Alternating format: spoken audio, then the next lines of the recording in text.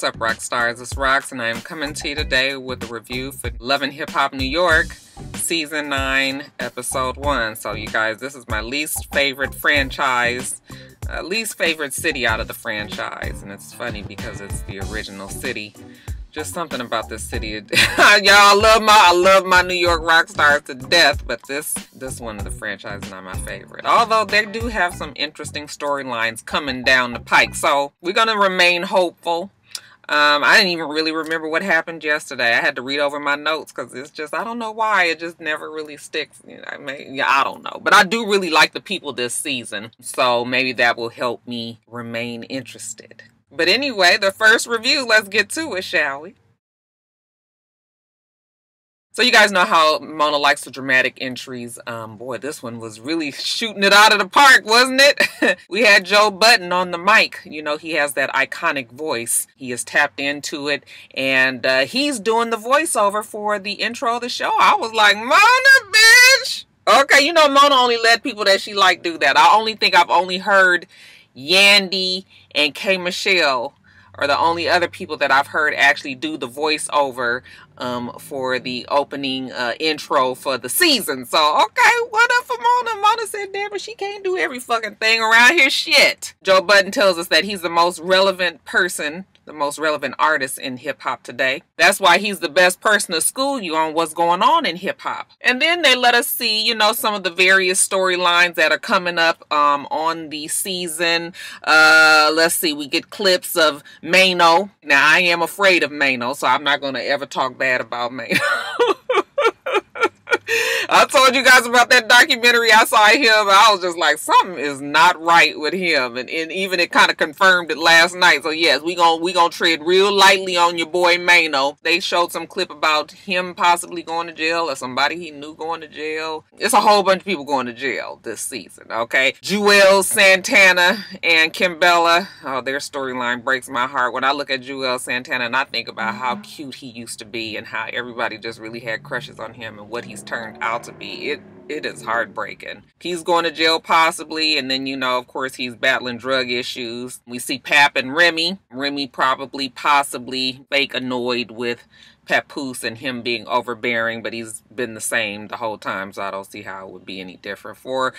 We see the head of Ho Operations, the Ho-Ho, okay, that is Richie Dollars, even though it's hard to look at him as the head of Ho Operations when, you know, he kind of looked like Paw Paw. We see him talking about his baby mama, okay, shooting her husband, killing him. So she might be going to jail. At least, I don't know if she killed him. I don't think I'm clear if she killed him or not, but I think, yeah, the baby mama done shot the husband. That's been established, and she could possibly be going to jail. So, yeah, everybody does have quite a bit of drama going on, so we'll see what's going on. But Joe done put it out there for you, you know, get you caught up to speed on what's happening on Season 9 of Love and Hip Hop New York. And speaking of Joe, we see him and Sin Santana. They are in their new home. Not sure where it is. Is it in New Jersey, you guys? Wherever it is beautiful. It's huge.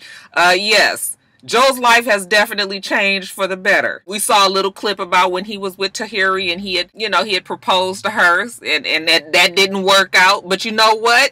The setback is the setup for the come up.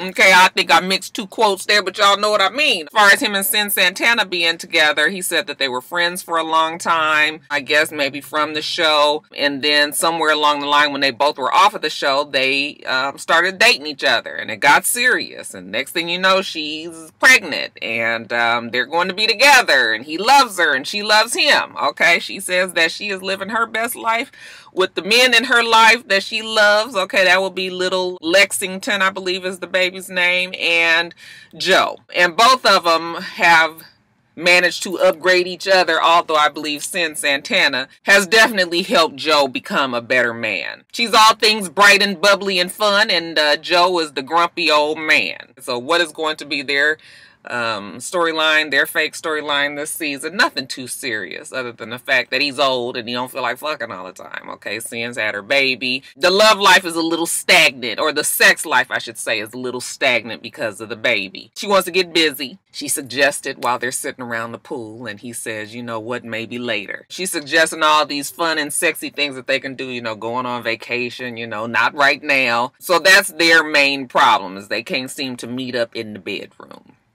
Now, later on, we see Sin with Kimbella and Alexis Sky. You guys, we're going to talk about Alexis Sky a little bit later. I was surprised to see her on this show. You know, everybody seems to jump around so much nowadays that I couldn't remember where she was from. And I was like, oh, yeah, she was in Hollywood, was it? Yeah, it was Hollywood. Child, I couldn't even remember. But anyway, we'll talk more about her later. Anyway, Sin has them over, you know, just for drinks, you know, girl time. They're all new moms, so maybe they can relate or commiserate on that fact. Kimbella is talking about how she's dealing a lot with jewels, and it's been difficult. I was like, girl, you definitely are. I could tell just looking at that opening scene. Alexis says that she feels like she's by herself. Just her and the baby. You know, she don't really have much support.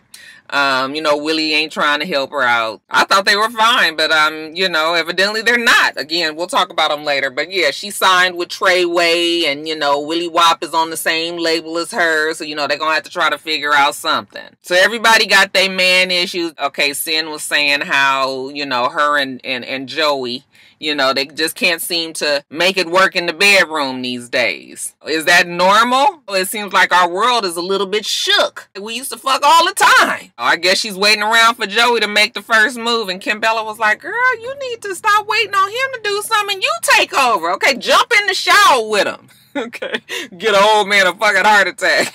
So I guess Sin has decided to take the bull by the horns, okay? And we see Joe at his podcast show. I guess it's his podcast show, and he is, you know, has a live audience there. So Sin is in the audience. When they pass the microphone around to her, she says, you know, am I not the best thing that ever happened to you? Are you not the happiest person that you've ever been? That's her question for Joey. And Joe Budden answers her that he is more in love with her than he has ever been today. Okay, we'll add a little sarcasm on the end. Them two are cute to me. After the show is over and they get into their limo truck, Sin has a surprise for old Joey, okay? They not going home. She got a babysitter for little Lexi, and them two are going to go to a hotel so they can get busy. And he was just like, you got a hotel in New York? Okay, when our house is right down the street, you know that's what he wanted to say, but he didn't say that. And she was like, yeah, you know, he was like, why we can't do all this at the pad? And she says, because if we go home, you are going to fall asleep and I'm not going to get any. Okay, let's just keep the whole, you know, the ambiance, the whole feeling of being out somewhere in a hotel, in a sexy room, you know, so we can just do whatever we want to do. Joe doesn't want to do that. She was like, what the fuck is the problem? Like, do I not look good enough for you? Like, if I was to yell out this window right now, does anybody want to fuck me? A whole bunch of people will want to fuck me. You the only one that seem to have a problem with me, and you don't never want to do nothing. Okay, Joe was looking at her like, what is wrong with you? I ain't never said I didn't want to fuck you. I just said that I didn't feel like it sometimes. Joe is almost fucking years old. Shit, he ain't got time to be humping around on this young child every 15 minutes, even though she said that they used to do it all the time. But you know how it is when you get with somebody and you get comfortable. You ain't got to be impressing them and shit no more. So you just look fuck when you can. Hell, I got to get up and go to work tomorrow, you know, so your priorities kind of switch up. So she's frustrated with him and she gets out the car. He's looking like, where are you going? She's like, I'm leaving, Joey. She gets out the car and she's walking off, and you know, he come walking up like, oh God, like, what are you doing, Sin? She was like, I'm leaving because, you know, it's already bad enough that I've gained some weight, and, you know, you don't seem to be attracted to me, and, you know, you don't want to go to the hotel, and you don't want to have sex. And, you know, he's just looking at her like, baby, that's really not what is happening here. He just feels like the timing is a little off, okay? He tired. She's like, whatever, okay? She walks off. She calls him old senior citizen ass bitch. I was cracking up. And Joe has more sense not to be having no big argument with her out in the streets. You know, he lets her storm off and he turns around to walk back to the to the SUV, and he's just like, oh my God, women. Now we see Safari, he's back home. Okay, that shit that was going on in on the West Coast with Diamonds and Pearls and Lyrica, you know what? He had to get back, he had to get away from it. He's meeting up with the Ho-Ho, old man Richie D, and Joe Budden. Joey has the little baby with him. And when Safari sees him, he says, see, this is exactly what he needs. A baby like this, a family that's gonna slow him down. They announced this morning on the radio that he's fallen in love with somebody, and when they reveal it on Love and Hip Hop New York, everybody is going to be so shocked. I was like, child, please, a lie. I don't care who tell it anyway. They asked him about what went down in Los Angeles, and he said, yeah, that shit with Diamonds and Pearls and Lyrica, you know, it didn't happen. Joe Budden said, so you didn't fuck her? Nope. Did you kiss her? Nope. Did you grind up on her? Nope. He says he didn't do anything to her. Okay, that shit just got all out of hand with the gossips. But look, the reason why Safari is also there is because he got a show coming up in Dykeman. Joe Budden is sitting there looking at him like, now I done heard plenty of things about Dykeman. I just imagine that is a part of the hood in whatever part of New York it's in, and yeah, they don't play no games out there. So he's got, I guess they have this big tournament, this basketball tournament that's very popular out there. I kind of feel like I might have heard of it, but I don't want to be wrong, and y'all be sitting up here correcting me all day. No, Roxanne, that ain't the one that you talking about. They're having this basketball game that's very popular out there, and they usually have an artist, I guess, perform, but Joe Budden is like, Safari is gonna fall fucking flat on his face because he don't even have a song out. People that perform there are notorious for having like a street banger out there, and Safari don't have that. So he was just like, yeah, this is gonna be bad news for old Scaff Breezy. But you know, Safari says it's gonna be straight. I can say it. I say that pretty good now, don't y'all think? So the song that Safari, I guess, is going to be performing at this thing is, you know, 100 on 100 on this, 100 on 100 on that. You know, they was playing it right around the time that his big dick pictures leaked. They tried to capitalize on it, but it didn't quite pick up like that. But I mean, I am familiar with the song at least. I guess he performed it down at Dykeman. Now, we didn't see the performance. However, we see the aftermath of Safari waking up the next morning and looking on his phone of the disaster that happened at Dykeman. Evidently, he said that they was on some different kind of energy. They started throwing shit at him and they started booing him. So, you know, he started going off on them, which is always the worst thing to do when you're an artist. You can't just be going off on everybody. When the whole crowd is booing you, you cannot curse them out, okay? You're gonna fuck around and get your ass whooped. So he went off on them, cussed him out, they threw the shit at him. It ended up not as great as he would like it to be. Now, he thought it was over, but the next morning that he's waking up and looking at his social media, he sees that that video has gone viral. He looking kind of stupid out there. So after that incident, he reaches out with Joe Budden. Joe feels like he got to school him on how to brand himself a little bit better. Safari is trying to explain to him what happened. You know, he was up there, he was performing, all of a sudden they just started throwing food at him.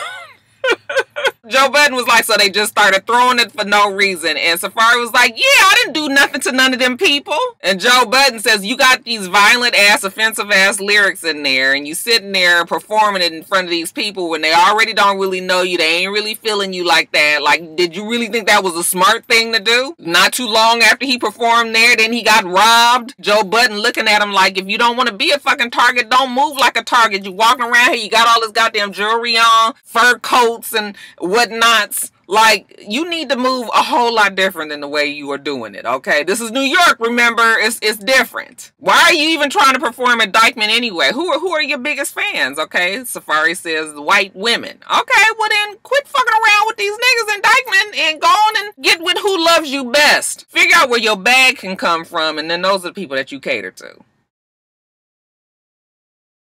Now, remember I was telling you about Alexis Sky. Tell me, why does Alexis Sky have on this long, beautiful, it was bomb, this long floor-length fur coat, and Joey and Santana was at the fucking pool. Is it hot or is it cold, Mona?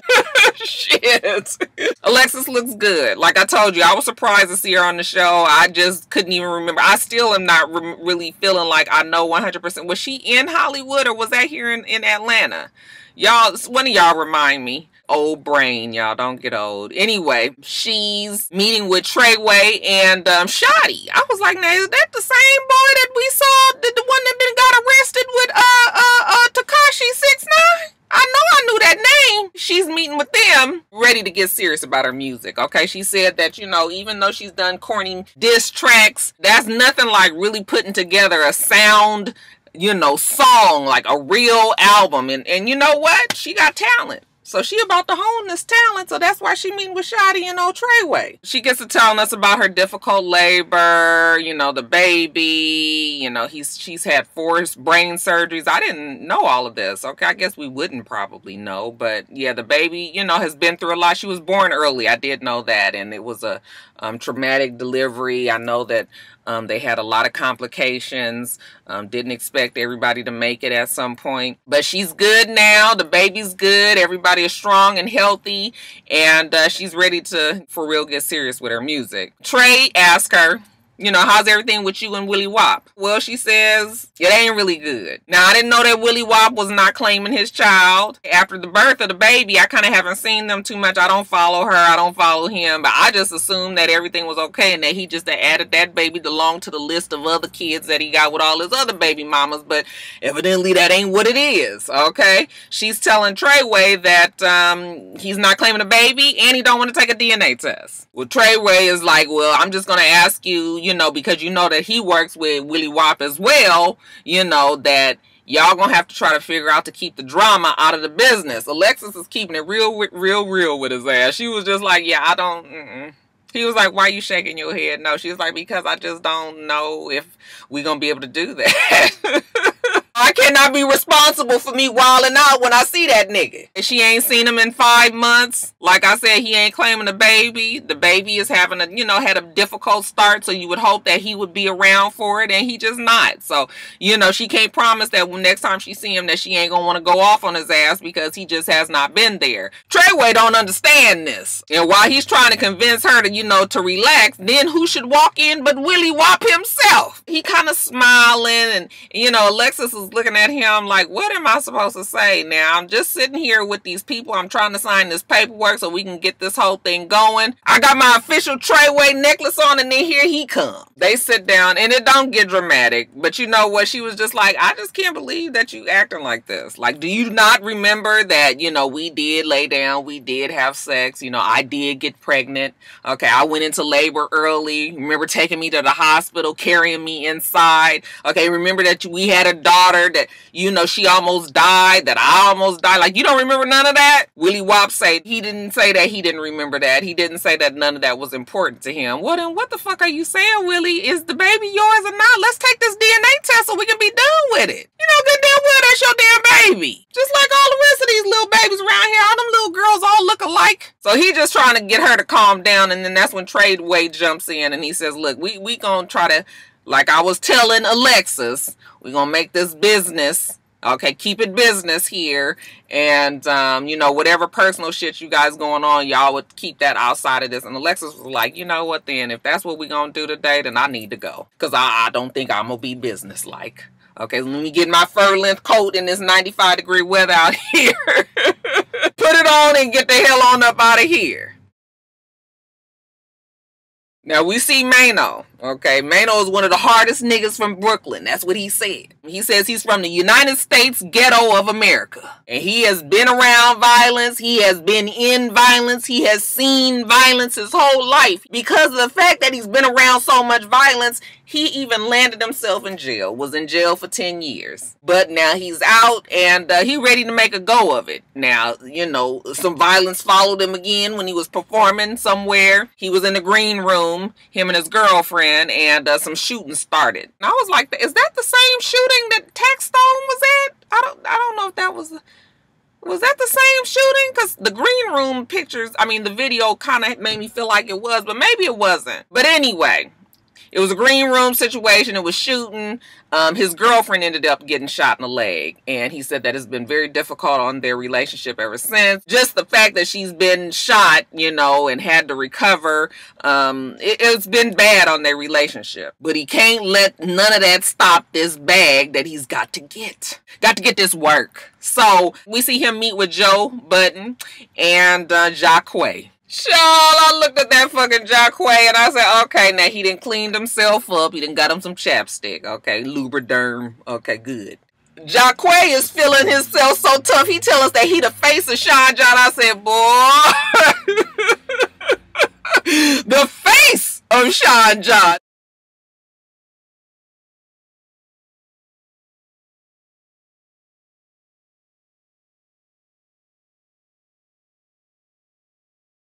They checking on Mano. Mano's in good spirits. But Mano done heard about what happened at Dykeman with Safari. You know, he was just like, you don't disrespect Dykeman. Okay, Joe Budden looked at him like, oh, Lord, here we go with the nigga shit. Mano was like, you know, he be trying to be hard. And then the next thing we know, we see the nigga, he on the damn radio show, he crying. They show the clips of when he got robbed and how he was crying and everything. Okay, pick a fucking lane. Okay, you either gonna be whored or you not gonna be whored. Don't be out here acting like you a certain kind of way and then want to be crying on fucking radio. It looked like Joe Budden and Jacquay didn't want to challenge him on that. You know, he tell him that he gotta go. He gotta go check up on his girl. And he tells him what happened. You know, how she still got the emotional scars from the shooting. She just, like I said, PTSD, don't like small spaces, don't like to be around a lot of people. I was like, girl, I know, I ain't never been shot, but I done been in plenty of places where there was some shooting going on. And to this day, I don't like to be in no fucking room with a whole bunch of people no more. Let me tell you, the first thing I do when I walk in a room and there's a whole bunch of people, I look out for the exit and I keep my eye on the exit. I try to be as close to the exit as I can because, bitch, when it goes down, Roxanne is on.